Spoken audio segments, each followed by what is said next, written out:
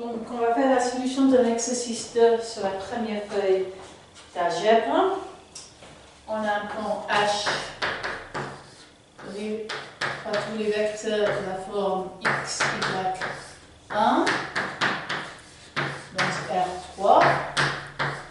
Donc, on est en train de regarder un plan de R3, mais qui n'est pas un plan passant par l'origine. Donc, en particulier, ce n'est pas un sous-espace factoriel. Et je suis en train de regarder A, qui va être l'ensemble de tous les endomorphismes de R3 qui fixent H. Et d'abord, on va montrer que A est un sous-groupe.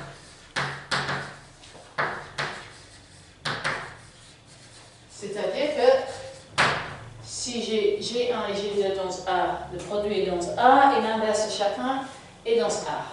Donc, suppose que j'ai G1, G2 dans A, je vais avoir G1 de H est égal à H.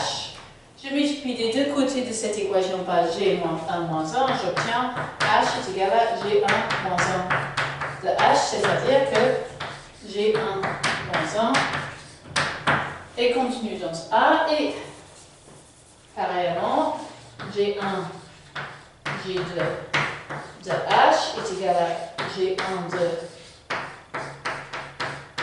G2 de H, c'est-à-dire comme G2 de H est égal à H, G1 de H et H. Donc on a également que G1, G2 et donc l'ensemble A, et donc le bilan de tout ça, c'est que A est un sous-groupe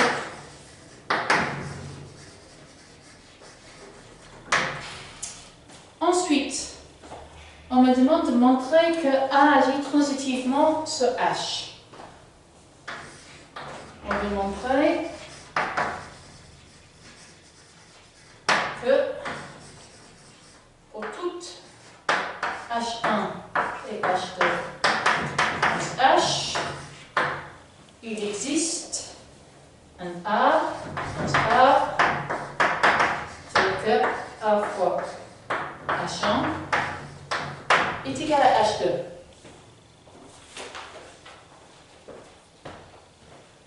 En fait, donc, là j'ai énoncé que je voulais pouvoir passer de n'importe quel H1 à n'importe quel H2 par multiplication par un élément de A.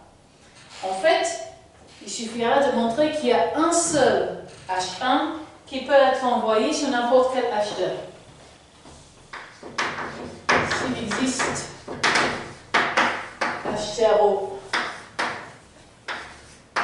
dans H, tel que pour tout H2 dans H, il existe un A dans A, tel que A de H0 est égal à H2, alors A est transitif.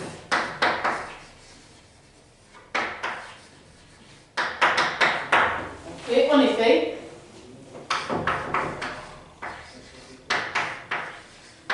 pour toutes H1, H2, on a alors que H1 est égal à A1 H plus H0, puisque n'importe quel élément de H, c'est le produit de H0 par quelque chose dans A. H2, je peux l'écrire dans le forme A2 de H0.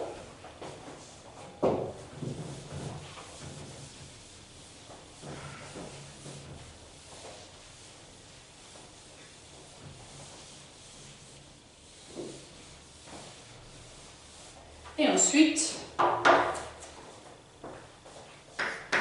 donc je veux passer de H1 à H2, et bien, je vais d'abord multiplier par A en moins 1 pour me ramener à H0, et puis ensuite multiplier par A2 pour me ramener à H2. A2, A1 moins 1, H1, ceci. Et dans A. Donc, Donc ce que je vais faire, c'est que je vais choisir un H0 particulièrement simple pour limiter les calculs. Donc, soit H0, l'élément le plus simple que j'ai dans H est 0, 0, 1. Et on cherche pour toutes x1, y1 dans H, A dans A, c'est que A fois 0, 0, 1 est égal à x, y1. Donc matriciellement,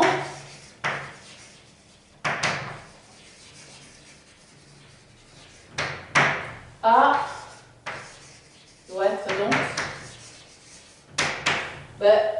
A de 0, 0, 1, c'est juste la dernière colonne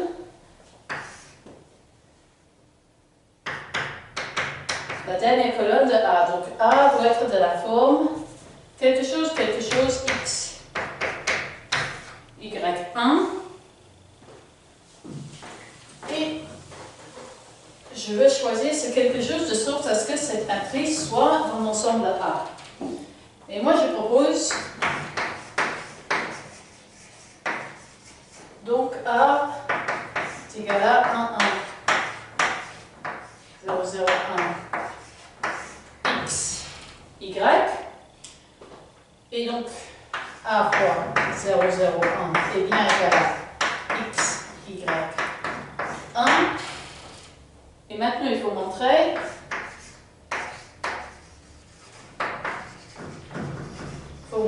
que A est un élément de A.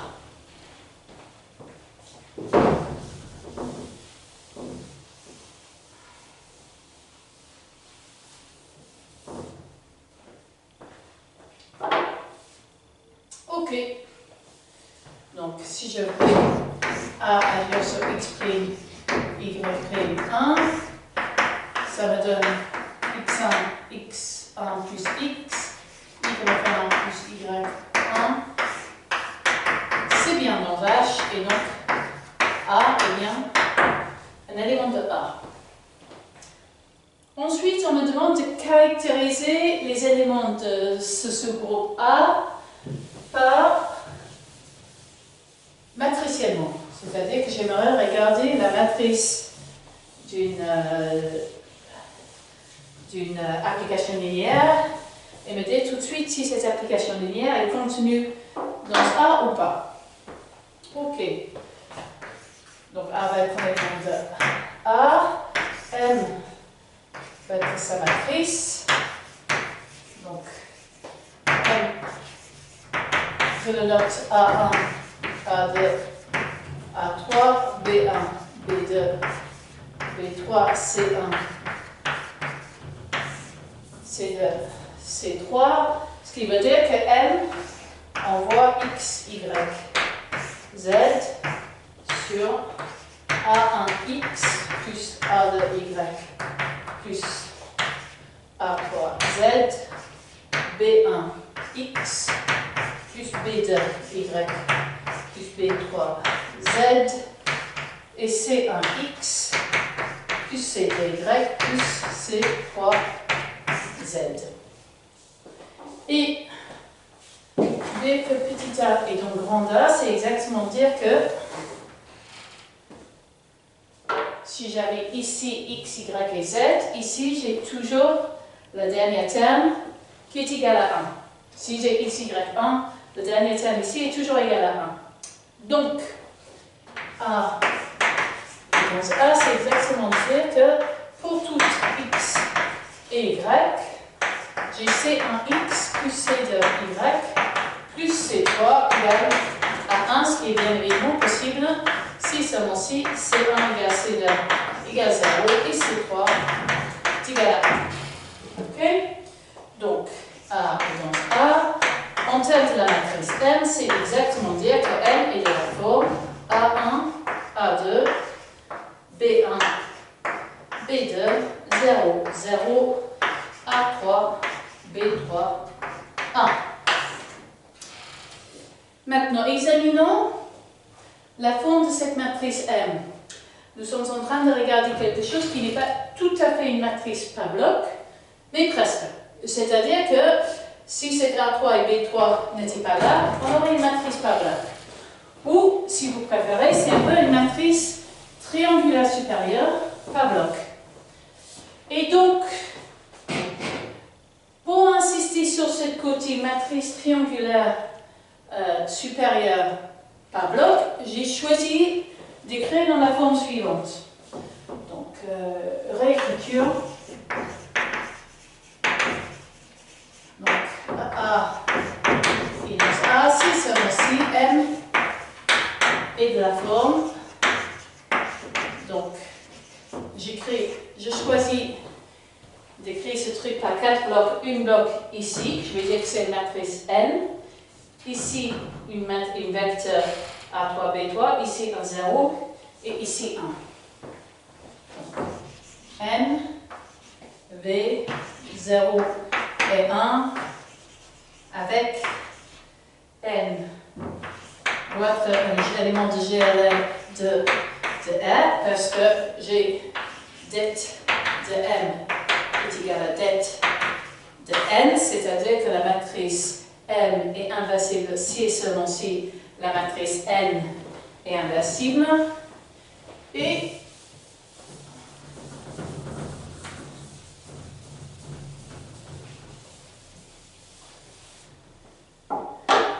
B, un vecteur dans un bloc. Ok? Donc, je choisis d'écrire dans ce format-là pour insister sur ce côté matrice triangulaire supérieure par bloc. Ok? Et parce que ça va être utile par la suite, je vais regarder ce que ça me donne, la multiplication d'éléments dans cette forme. Donc, je suppose que j'ai N1, V1, 0, 1, que je multiplie par N2, V2, 0, 1, et là je vais obtenir N1, N2, puis je vais avoir N1V plus V2 plus V1, et ici 0 et 1. Ensuite, on nous demande d'identifier un sous-groupe de A isomorphe à GL de R.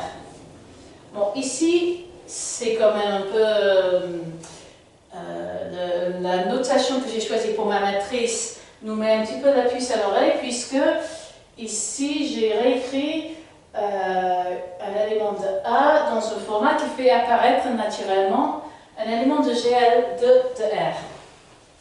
Ok, donc ce qui me donne l'impression que peut-être ça pourrait être une idée de juste ignorer le vecteur V, c'est-à-dire on va le mettre égal à 0, et se concentrer sur la matrice N. Je propose que l'ensemble S égale N 0, 0, N pourrait être un sous-groupe de A isomorphe à GL de R.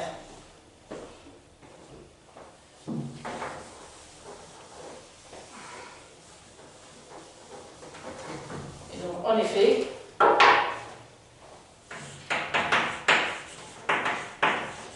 ceci découle des relations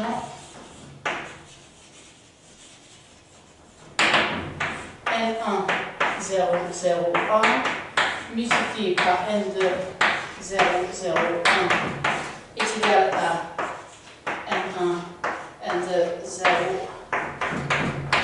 0, 1.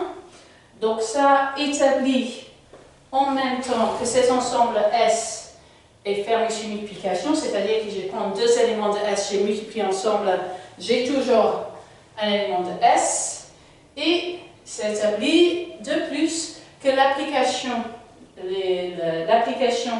de GL de R vers S qui on voit n sur n0, 0, 1, et bien un morphisme de groupe.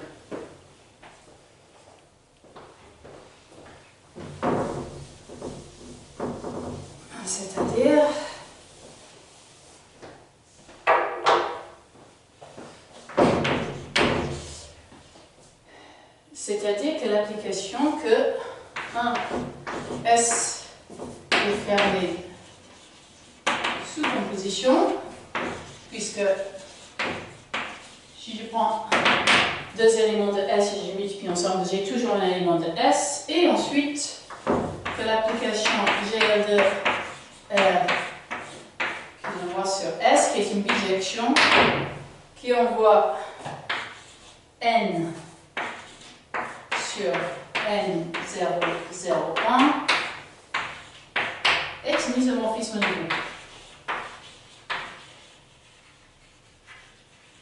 Donc il ne reste plus que montrer que S est fermé sous inverse.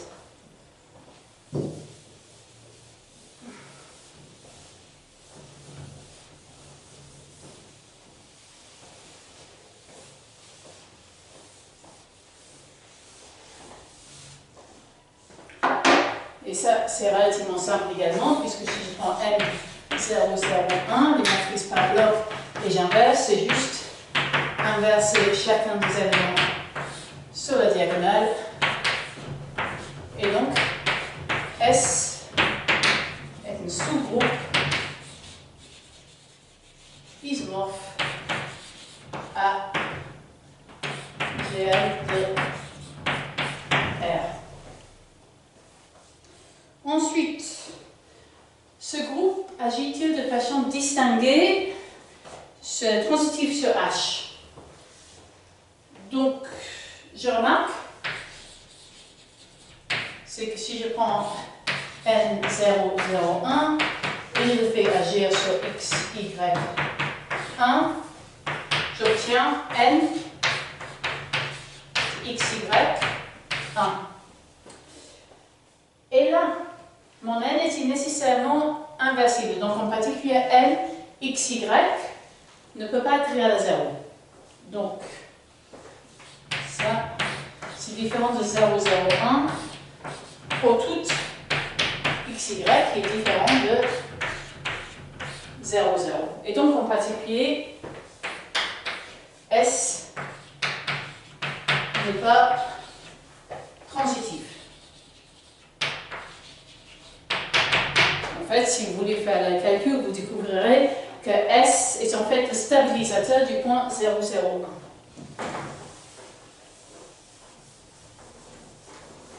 1. Ensuite, on nous demande de demander si S est distingué. Bon, ça, il faut essayer quelques possibilités. Je vais vous montrer un exemple.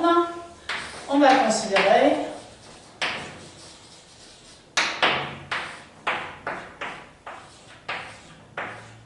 une conjugaison de l'élément de S. Là, je suis en train de conjuguer quelque chose qui est dans S.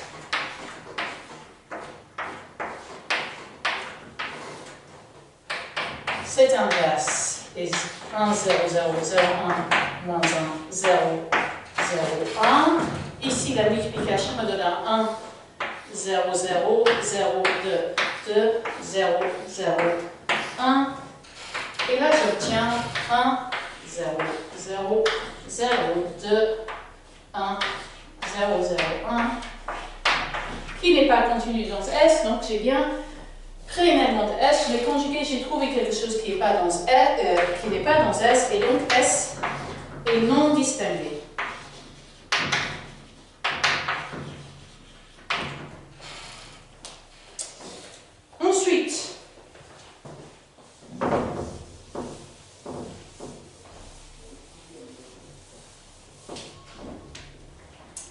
Ensuite, on me demande d'identifier un sous-groupe de A isomorphe à R+. Donc, je vous rappelle que là, on avait cette écriture de N, c'était des choses de la forme N, V, 0 et 1, avec N, une matrice inversible, et B, un vecteur quelconque. Donc, bon, le fait que j'ai déjà traité le n ici, ça fait partie des choses qui proviennent de GR2 de R. Ici, il y a un B dans R2. Donc, ce qui me fait penser que peut-être ce sous-groupe isomorphe à R2 va provenir de B. Ok? Donc, et juste une petite remarque qui va nous aider. L'application A sur GR2 de R qui envoie N, V, 0, 1 sur N est un morphisme. On a déjà vu que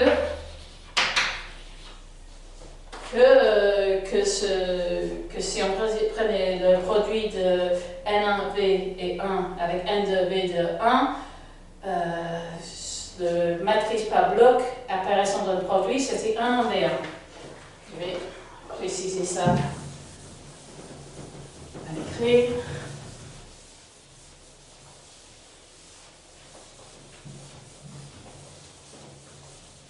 En effet, donc j'ai N1 V 0 1 0 1 qui va être envoyé sur N1 multiplié par F2 V2 0 1 qui va être envoyé sur N2 va me donner N1 N2 N1 V2 plus V1 0 1 s'envoie sur N1 N2.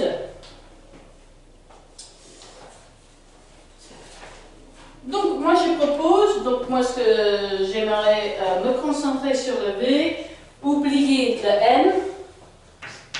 Je propose de considérer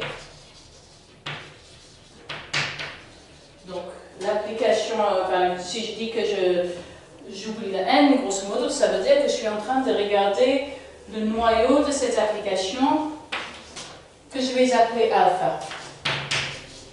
Alpha, que je vais appeler, j'ai déjà un S que je vais appeler T. Donc T, c'est quoi? C'est l'ensemble des choses de la forme 1, 1, 1, 0, 0, 0, 0, et puis un vecteur XY. Ok? T est le noyau d'une application du morphisme de groupe. Donc je sais déjà que T est un sous-groupe distingué.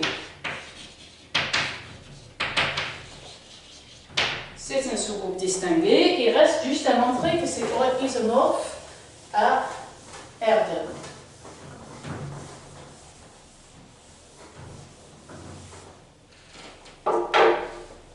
Ok, donc bon, je propose le morphisme, l'application, on n'a pas encore vérifié que c'est le morphisme qui envoie le vecteur XY sur la matrice 0, 1, 0, 0, 0, 1, 0, XY, 1. Donc, soit, on va appeler ça bêta, envoyant XY sur 1, 1, 1, 0, 0, 0, 0, XY.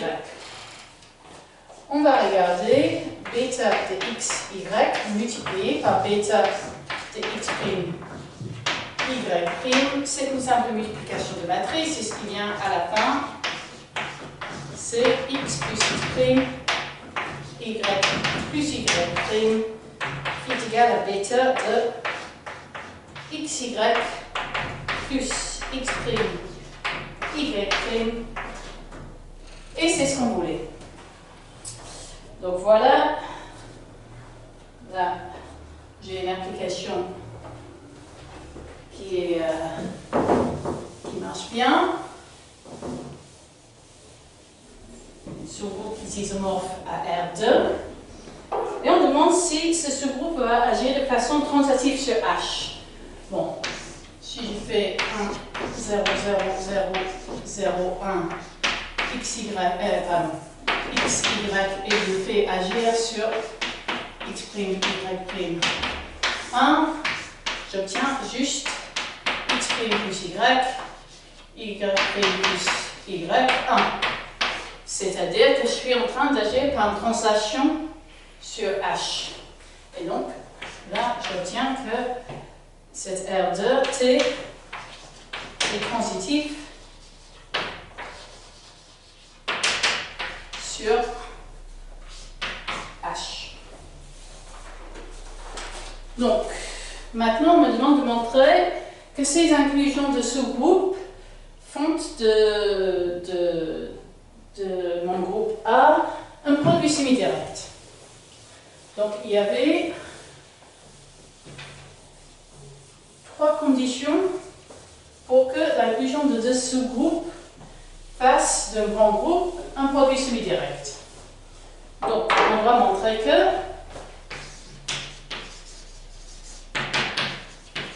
on demande que T est distingué. Ça, on a déjà fait. On doit avoir un des 2 groupes qui est distingué. On doit avoir que T inter S est réduit à l'identité. Ça, c'est évident quand on examine les formes des éléments de T et les formes d'éléments de S. Et la dernière chose qui est la seule on veut montrer que TS est égal à A. Ok? Donc on va montrer que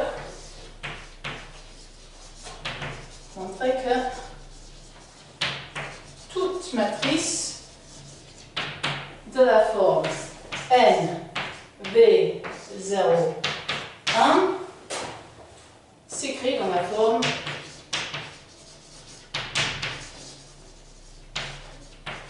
T fois S avec T dans T et S dans S. Mais ça va suivre simplement du fait qu'on a N0B1 est égal à I10B multiplié par M001.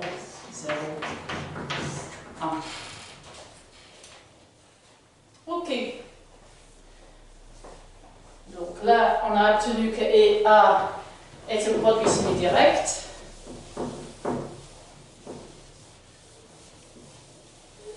Ok, et maintenant, on a quelque chose à montrer sur les ensembles de triangles. Donc, on imagine qu'on a H et j'ai un triangle non plat, donc T1, qui donc correspond à un choix de 3 sommets non alignés. Ces 3 sommets, je les appelle V1, V2 et V3. Je vous rappelle que c'est des éléments de H, donc c'est en particulier des vecteurs dans l'espace R3. Et là, j'ai notre triangle T2, pareil, W1 et W2 et W3.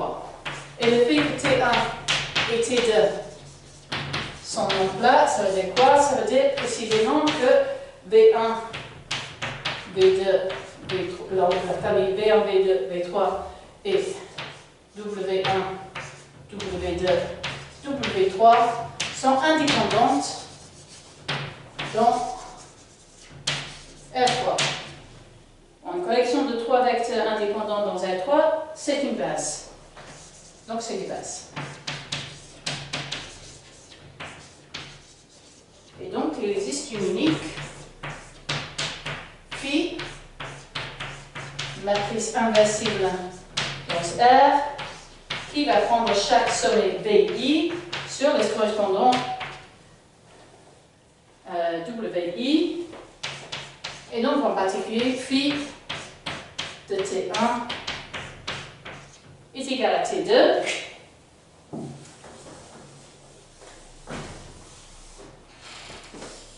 Et puis si je prends phi du barycentre de T1, le barycentre c'est quoi? C'est la moyenne des sommets. Donc ça c'est phi de V1 plus V2 plus V3 sur 3, qui est donc W1 plus W2 plus W2, 3 sur 3, qui est donc B de T2, c'est exactement ce qu'on voulait démontrer.